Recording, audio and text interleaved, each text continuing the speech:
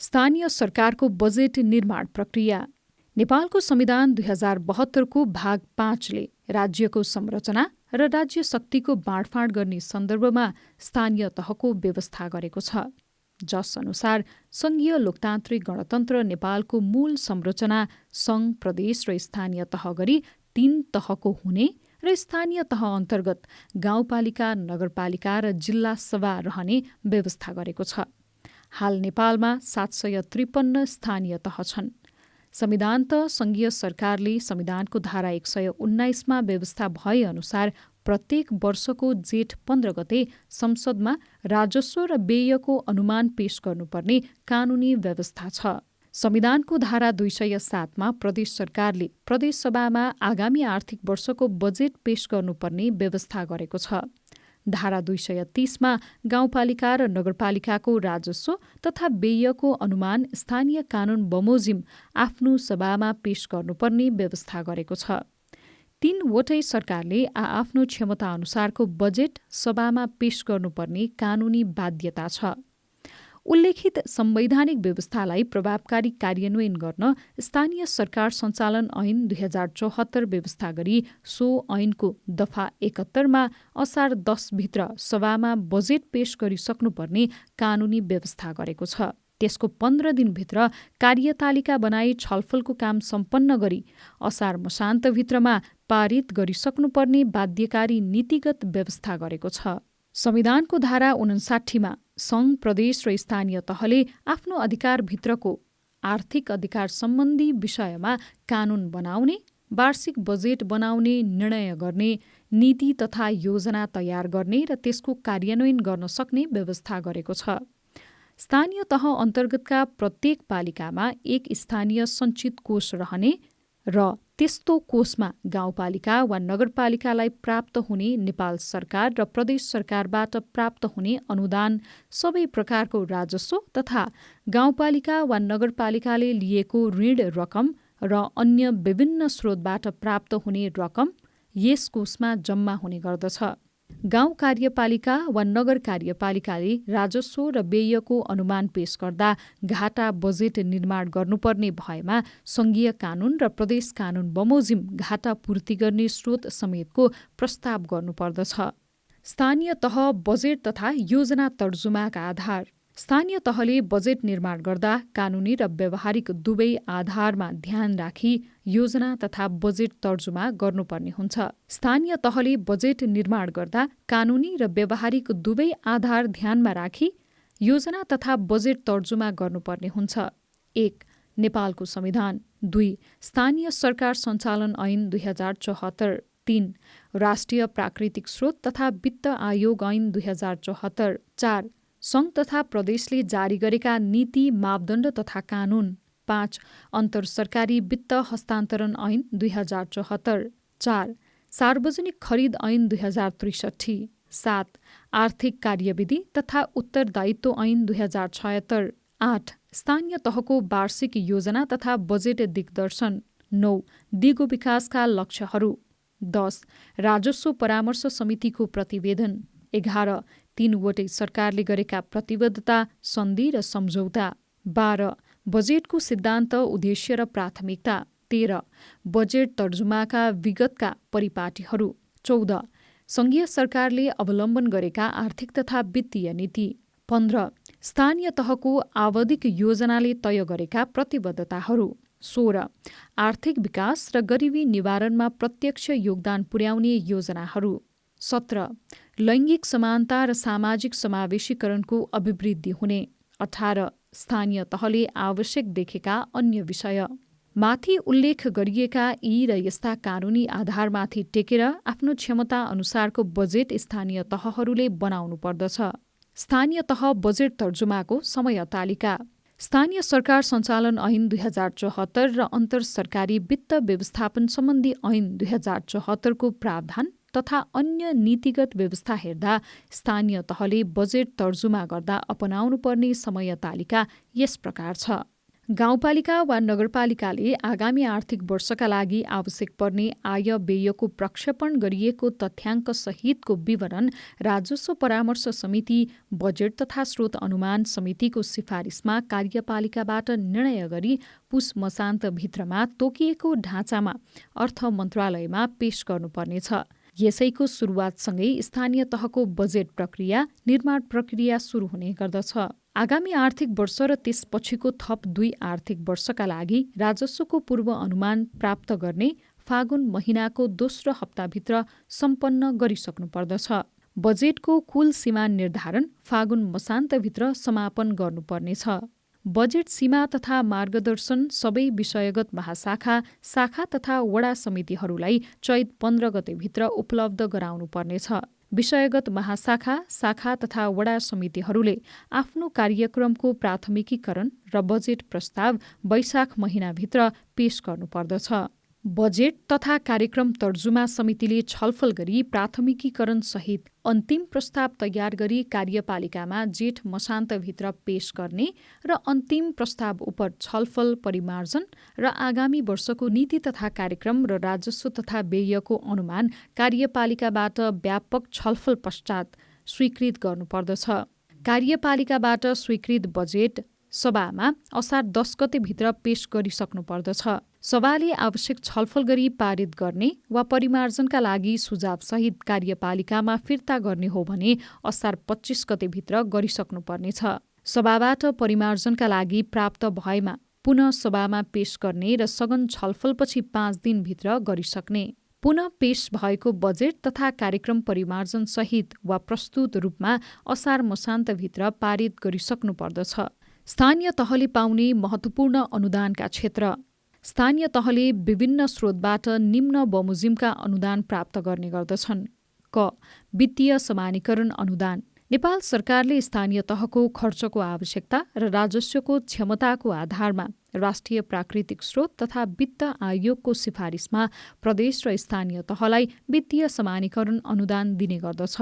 त्यसैगरी प्रदेशले नेपाल सरकारबाट प्राप्त अनुदान र उठेको राजस्वलाई प्रदेशभित्रका स्थानीय तहको खर्चको आवश्यकता र राजस्वको क्षमताका आधारमा वित्तीय समानीकरण अनुदान दिने गर्दछ। ख. सशर्त अनुदान। नेपाल सरकारले प्रदेश वा स्थानीय तहलाई कुनै योजना कार्यान्वयन गर्नका लागि आवश्यक शर्त तोकी अनुदान दिने गर्दछ। त्यसै अनुरूप प्रदेशले पनि प्रदेश कानून बमोजिम स्थानीय तहलाई सशर्त अनुदान दिने गर्दछ। ग. समपूरक अनुदान। नेपाल सरकारले स्थानीय तहलाई पूर्वाधार विकास सम्बन्धी कुनै योजना कार्यान्वयन गर्न देहायका आधारमा समपूरक अनुदान दिने गर्दछ। योजनाको सम्भाव्यता, योजनाको लागत, योजनाबाट प्राप्त हुने प्रतिफल वा लाभ, योजना कार्यान्वयन गर्न सक्ने वित्तीय तथा भौतिक क्षमता वा जनशक्ति, योजनाको आवश्यकता र प्राथमिकता। प्रदेश सरकारले पनि आफ्नो कानून बमोजिम स्थानीय तहलाई समपूरक अनुदान दिने गर्दछ। घ. विशेष अनुदान। नेपाल सरकारले देहायको उद्देश्य प्राप्तिका लागि स्थानीय तहबाट सञ्चालन हुने कुनै खास योजनाका लागि विशेष अनुदान प्रदान गर्न सक्छ। शिक्षा, स्वास्थ्य, खानेपानी जस्ता आधारभूत सेवाको विकास र आपूर्ति गर्ने, अन्तर प्रदेश वा अन्तर स्थानीय तहको सन्तुलित विकास गर्ने, आर्थिक, सामाजिक वा अन्य कुनै प्रकारले विभेदमा परेको वर्ग वा समुदायको उत्थान वा विकास गर्ने। प्रदेशले स्थानीय तहलाई प्रदेश कानून बमोजिम विशेष अनुदान प्रदान गर्न सक्छ। यी मुख्य अनुदान बाहेकका अन्य अनुदान समेत स्थानीय तहले प्राप्त गरेको पाइन्छ। स्थानीय सरकारको बजेट विभिन्न 7 चरणका प्रक्रिया पूरा भएपछि मात्र बन्नेछ। पहिलो चरण बजेटको पूर्व तयारी। गाउँपालिका वा नगरपालिकाले आगामी आर्थिक वर्षका लागि आवश्यक पर्ने आय व्ययको प्रक्षेपण गरिएको तथ्याङ्क सहितको विवरण राजस्व परामर्श समिति, बजेट तथा स्रोत अनुमान समितिको सिफारिसमा कार्यपालिकाबाट निर्णय गरी आय व्ययको प्रक्षेपण गरिएको तथ्याङ्क सहितको विवरण सङ्घीय सरकारमा पेश गर्ने र सङ्घ तथा प्रदेशबाट बजेटको सीमा प्राप्त गर्ने रहेको छ। दोस्रो चरण स्रोत अनुमान र कुल बजेट सीमा निर्धारण। राजस्व परामर्श समितिबाट आन्तरिक आयको अनुमान गर्ने। राजस्व परामर्श समितिको संरचना। गाउँ नगर कार्यपालिकाको उपप्रमुख उपाध्यक्ष संयोजक, गाउँ नगर कार्यपालिकाको प्रमुख प्रशासकीय अधिकृत सदस्य, गाउँ नगर कार्यपालिकाले तोकेको 1 जना महिलासहित 2 जना सदस्य, स्थानीय उद्योग वाणिज्य सङ्घका प्रमुख वा प्रतिनिधि सदस्य, स्थानीय नेपाल चेम्बर अफ कमर्सका प्रमुख वा प्रतिनिधि सदस्य, गाउँ नगर कार्यपालिकाको राजस्व विभाग र शाखा प्रमुख सदस्य सचिव, राजस्व परामर्श समितिको काम, कर्तव्य र अधिकार, राजस्व सम्बन्धी नीति तथा कानून तर्जुमा, संशोधन, परिमार्जन र सोको परिपालनाका सम्बन्धमा आवश्यक परामर्श प्रदान गर्ने, राजस्वका स्रोत, दायरा र दर समेतको विश्लेषण गरी आगामी आर्थिक वर्षमा प्राप्त हुन सक्ने राजस्वको अनुमान गर्ने, राजस्वका दर र क्षेत्र लगायत आधारमा आन्तरिक आयको विश्लेषण र अनुमान गर्ने, स्थानीय उद्योग तथा व्यवसाय प्रवर्धन र रोजगारी सृजनामा योगदान दिने किसिमको कर नीति अवलम्बन गर्न परामर्श दिने, कर राजस्व, गैर कर राजस्व, सेवा शुल्क, दस्तुर आदिको दर निर्धारण गरी सिफारिस गर्ने, राजस्व प्रशासन सुधारका लागि अन्य आवश्यक सुझाव पेश गर्ने, स्रोत अनुमान तथा बजेट सीमा निर्धारण समितिबाट कुल स्रोत अनुमान तथा बजेट सीमा निर्धारण समितिको संरचना, गाउँ नगर कार्यपालिकाको प्रमुख वा अध्यक्ष संयोजक, गाउँ नगर कार्यपालिकाको उपाध्यक्ष वा उपप्रमुख सदस्य, गाउँ नगर कार्यपालिकाको प्रमुख प्रशासकीय अधिकृत सदस्य, गाउँ नगर कार्यपालिकाका सदस्यहरूमध्येबाट तोकेको महिला, दलित वा अल्पसंख्यकबाट प्रतिनिधित्व हुने गरी बढीमा 3 जना सदस्य, गाउँपालिका वा नगरपालिकामा योजना हेर्ने महाशाखा वा शाखा प्रमुख सदस्य सचिव, स्रोत अनुमान तथा बजेट सीमा निर्धारण समितिको काम, कर्तव्य र अधिकार, आन्तरिक आय, राजस्व बाँडफाँडबाट प्राप्त हुने आय, सङ्घीय तथा प्रदेश सरकारबाट प्राप्त हुने वित्तीय हस्तान्तरण, आन्तरिक ऋण तथा अन्य आयको प्रक्षेपण गर्ने, राष्ट्रिय तथा प्रादेशिक प्राथमिकता र स्थानीय आवश्यकतालाई मध्यनजर गरी प्रक्षेपित स्रोत र साधनको सन्तुलित वितरणको खाका तय गर्ने, आगामी आर्थिक वर्षका लागि स्रोत अनुमानका आधारमा बजेटको कुल सीमा निर्धारण गर्ने, विषय क्षेत्रगत बजेटको सीमा निर्धारण गर्ने, सङ्घीय र प्रदेश सरकारबाट प्राप्त मार्गदर्शन, स्थानीय आर्थिक अवस्था, आन्तरिक आयको अवस्था समेतका आधारमा बजेट तथा कार्यक्रमको प्राथमिकीकरणका आधार तय गर्ने, विषय क्षेत्रगत बजेट तर्जुमा सम्बन्धी मार्गदर्शन तय गर्ने। यसरी दोस्रो चरणमा आफ्नो स्थानीय तहमा प्राप्त हुन सक्ने आय व्ययको स्रोत अनुमान तथा बजेट सीमा निर्धारण गर्ने गरिन्छ। तेस्रो चरण चोक, टोल, बस्ती स्तरबाट आयोजना र कार्यक्रमको छनौट। सम्बन्धित वडाका सदस्यको संयोजकत्वमा वडालाई क्लस्टरमा विभाजन गरी पठाइने, समावेशी सिद्धान्त अवलम्बन गर्दै योजना छनौटमा बालबालिका, महिला, आदिवासी जनजाति, मधेसी, दलित, अपाङ्ग, सीमान्तकृत, पिछडा वर्ग लगायत सबै वर्ग र समुदायको अर्थपूर्ण सहभागिताको सुनिश्चित हुने व्यवस्था मिलाउनु पर्ने, नागरिक समाजका संस्थाहरू, महिला र आमा समूहहरू, बाल क्लबहरू, स्थानीय गैर सरकारी संस्थाहरू, सहकारी सङ्घ संस्थाहरू, निजी क्षेत्रका संस्थाहरू जस्ता स्थानीय सङ्घ संस्थाको सक्रिय सहभागिता गराउनु पर्ने, त्यस ठाउँमा उपलब्ध विभिन्न क्षेत्रमा सफलता प्राप्त गरेका तथा बौद्धिक व्यक्तित्वहरूको सहभागिता गराउने, चोक, टोल र बस्ती स्तरमा छनौट भएका आयोजना र कार्यक्रमहरूको सूची तयार गरी वडा समितिमा पेश गर्नुपर्ने, वडा समितिले आफ्नो बजेट सीमाभित्र कार्यान्वयन हुन नसक्ने गाउँ नगरस्तरीय महत्त्वपूर्ण आयोजना भएमा गाउँ तथा नगरपालिकामा छुट्टै सूची बनाई प्राथमिकीकरण गरी सूची पठाउने। चौथो चरण वडा तहमा योजना छनौट तथा योजना प्राथमिकीकरण। स्रोत अनुमान तथा बजेट सीमा निर्धारण समितिबाट प्राप्त बजेट सीमा र मार्गदर्शन समेत ध्यानमा राखी कार्यक्रमहरूको प्राथमिकीकरण मापदण्डको आधारमा चोक, टोल र बस्ती स्तरबाट प्राप्त आयोजना र कार्यक्रमलाई विषय क्षेत्र समेत छुट्याई प्राथमिकीकरण गरी बजेट तथा कार्यक्रम तर्जुमा समितिमा सिफारिस गरी पठाउने। गाउँ र नगर स्तरमा महत्त्वपूर्ण देखिएका आयोजना र कार्यक्रमलाई समेत औचित्य खुलाई प्राथमिकीकरणको सूचीमा फर्म्याट बनाएर लिखित रूपमा बुझाउने। योजना तथा कार्यक्रम प्राथमिकीकरणका आधारहरू: सेवा प्रवाह, संस्थागत विकास र सुशासनमा योगदान पुर्याउने, स्थानीय स्रोत साधनमा आधारित भई जनसहभागिता अभिवृद्धि गर्ने, लैङ्गिक समानता, सामाजिक समावेशीकरणको अभिवृद्धि हुने, दिगो विकास, वातावरण संरक्षण र विपद व्यवस्थापनमा योगदान पुर्याउने, आर्थिक विकास र गरिबी निवारणमा प्रत्यक्ष योगदान पुर्याउने, उत्पादनमूलक र छिटो प्रतिफल दिने, राजस्व परिचालनमा योगदान पुर्याउने, साना तथा मझौला एवं ठूला आयोजनाको हकमा बीमा 3 वर्षभित्र सम्पन्न हुने, समुदायलाई विपद तथा जलवायु परिवर्तन उत्थानशील बनाउने, स्थान विशेषको संस्कृति र पहिचान प्रवर्धन गर्ने, रोजगारी सृजना गर्ने, आत्मनिर्भर बनाउने, जनताको प्रत्यक्ष सरोकारका क्षेत्रहरू, कृषि आधुनिकीकरण र पकेट क्षेत्र विस्तार, स्थानीय तहले आवश्यक देखेका अन्य विषय, पालिकालाई कुनै उत्पादन विशेषमा आत्मनिर्भर गराउने विषयहरू। यस्ता विषय क्षेत्रलाई ध्यानमा राखेर योजना तथा कार्यक्रम प्राथमिकीकरण तथा छनौट गर्नुपर्दछ। 5औं चरण बजेट तथा कार्यक्रम तर्जुमा। पालिकाको उपाध्यक्ष उपप्रमुखको अध्यक्षतामा रहेको स्थानीय तहमा बजेट तथा कार्यक्रम तर्जुमा समितिले बजेटको अन्तिम खाका तयार गर्दछ। स्रोत अनुमान तथा बजेट सीमा निर्धारण समितिबाट निर्धारण भएको आयको प्रक्षेपण, बाँडफाँडको खाका र बजेट सीमामा आधारित रही वार्षिक बजेट तथा कार्यक्रम तर्जुमा गर्ने कार्य यस समितिले गर्दछ। वडा तह, महाशाखा, शाखाबाट प्राप्त आयोजना, स्थानीय तहको आवधिक योजना, मध्यकालीन खर्च संरचना, क्षेत्रगत नीति तथा सीमा निर्धारण समितिले स्वीकृत गरेको आयोजना प्राथमिकीकरणको आधार तथा मार्गदर्शन बमोजिम योजना विषयगत समितिमा छलफल गराई सबै आयोजना तथा कार्यक्रमको विषयगत क्षेत्र निर्धारण गर्नुपर्ने व्यवस्था रहेको छ।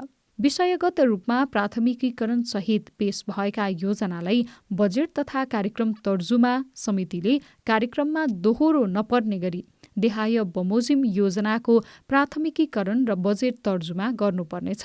स्थानीय तहको मध्यकालीन खर्च संरचना। स्थानीय तहको आवधिक योजनाको सोच, लक्ष्य, उद्देश्य, रणनीति अनुसार स्थानीय तहको मध्यकालीन खर्च संरचना। बजेट तथा कार्यक्रम समितिबाट प्राप्त बजेट सीमा, मार्गदर्शन र योजना प्राथमिकीकरणका आधार। विषयगत समितिबाट प्राथमिकीकरण भई नआएका तर गाउँपालिका, नगरपालिका स्तरका महत्त्वपूर्ण योजना छनौट गर्नुपर्ने भएमा स्पष्ट आधार र औचित्य समेतका आधारमा बजेटको सुनिश्चितता हुने गरी त्यस्ता योजना समावेश गर्न सकिनेछ। स्थानीय तहको स्रोत साधनले मात्र योजना सम्पन्न गर्न सम्भव नभएका तर स्थानीय तहका अत्यावश्यक र तोकिएको मापदण्ड पूरा गरेका योजनालाई सङ्घ तथा प्रदेशको समपूरक अनुदानबाट सञ्चालन गर्नका लागि प्रस्ताव गर्न सकिनेछ। बजेट तथा कार्यक्रम तर्जुमा समितिको संरचना। गाउँ नगर कार्यपालिकाको उपाध्यक्ष, उपप्रमुख, संयोजक। विषयगत क्षेत्र हेर्ने गाउँ नगर कार्यपालिकाका सदस्यहरू 6 जना सदस्य। गाउँ नगर कार्यपालिकाको कार्यकारी अधिकृत, सदस्य सचिव। यसरी तयार गरिएको एकीकृत वार्षिक बजेट तथा कार्यक्रमको मस्यौदा असार 5 गतेभित्र अध्यक्ष प्रमुख मार्फत कार्यपालिका समक्ष तपसिलका विवरणसहित पेश गर्नुपर्नेछ। आगामी वर्षका लागि प्रस्तावित राजस्व करका दरहरू। स्थानीय तहको वार्षिक नीति तथा कार्यक्रम। स्थानीय तहको गत आर्थिक वर्षको यथार्थ, चालु आर्थिक वर्षको संशोधित अनुमान र आगामी आर्थिक वर्षको अनुमानित आय व्ययको विवरण। स्थानीय तहको वार्षिक विकास कार्यक्रम, आयोजना र कार्यक्रमको विस्तृत विवरण। विनियोजन विधेयक, आर्थिक विधेयक। 6औं चरण गाउँ नगर कार्यपालिकाको बैठकबाट बजेट तथा कार्यक्रम स्वीकृत। बजेट तथा कार्यक्रम तर्जुमा समितिले पेश गरेको आगामी आर्थिक वर्षको वार्षिक नीति तथा कार्यक्रम, राजस्व र व्ययको अनुमान, वार्षिक बजेट गाउँ वा नगर कार्यपालिकाबाट स्वीकृत गरी सभामा प्रस्तुत गर्नुपर्नेछ। 7औं चरण गाउँ नगरसभाको बैठकमा बजेट तथा कार्यक्रम स्वीकृति र कार्यान्वयन। कार्यपालिकाबाट स्वीकृत भएको बजेट असार 10 गतेभित्र सभामा उपाध्यक्ष, उपप्रमुख वा निजको असमर्थतामा कार्यपालिकाले तोकेको कार्यपालिकाको कुनै सदस्य मार्फत गत आर्थिक वर्षको राजस्व र व्ययको यथार्थ विवरण, चालु आर्थिक वर्षको संशोधित अनुमान तथा आगामी आर्थिक वर्षको योजना तथा कार्यक्रम, आय व्ययको अनुमानित विवरण र मध्यकालीन खर्च संरचना समेतको विवरण खुलाई पेश गर्नुपर्दछ। सभामा पेश गरिएको बजेट 15 दिनभित्र छलफलको काम सम्पन्न गर्ने कार्यतालिका बनाउनु पर्नेछ। छलफलको कार्य सम्पन्न भएपछि सभाले बजेट पारित गर्ने वा सुझावसहित कार्यपालिकामा फिर्ता पठाउन सक्नेछ। कार्यपालिकामा फिर्ता आएमा पुनर्विचार गरी आवश्यक परिमार्जन सहित वा परिमार्जन गर्नुपर्ने नदेखिएमा कारण सहित 5 दिनभित्र पुनः सभामा पेश गर्नुपर्नेछ। कार्यपालिकाबाट पुनः पेश भएको बजेट तथा कार्यक्रम असार मसान्तभित्र सभाले पारित गरिसक्नुपर्ने व्यवस्था रहेको छ। योजना कार्यान्वयनका सन्दर्भमा यस्ता कानूनी व्यवस्था रहेको छ। सभाले पारित गरेको वार्षिक बजेट तथा कार्यक्रम कार्यान्वयनका लागि गाउँ वा नगर कार्यपालिका प्रमुख वा अध्यक्षले 7 दिनभित्र प्रमुख प्रशासकीय अधिकृतलाई बजेट खर्च गर्ने अख्तियारी दिनुपर्ने र अख्तियारी प्राप्त भएको 15 दिनभित्रमा प्रमुख प्रशासकीय अधिकृतले कार्यक्रम स्वीकृत गरी सम्बन्धित विभाग, महाशाखा, शाखा, इकाइ प्रमुख र वडा सचिवलाई लिखित रूपमा योजना कार्यान्वयनको जिम्मा दिनुपर्ने व्यवस्था गरेको छ। यसरी सभाबाट स्वीकृत योजना तथा कार्यक्रमको नियमित अनुगमन र मूल्याङ्कन गर्ने र प्रभाव मूल्याङ्कन समेत गर्नुपर्दछ। स्थानीय सरकारसँग रहेको सीमित स्रोत र साधन प्रयोग गरी अधिकतम सेवा प्रवाह गर्ने खालका योजना तथा कार्यक्रम बनाउनु पर्दछ। स्थानीय सरकारले वित्तीय अनुशासन कायम हुने गरी समयमै वार्षिक बजेट तर्जुमा गरी नागरिकले देख्ने, अनुभव गर्ने र महसुस गर्ने गरी सार्वजनिक सेवा प्रवाह र विकास निर्माणका क्रियाकलाप सञ्चालन गर्नुपर्दछ। स्थानीय तहमा योजना निर्माण गर्दा अपनाइने यी 7 चरणको महत्त्व तथा आवश्यकता यस्ता छन्।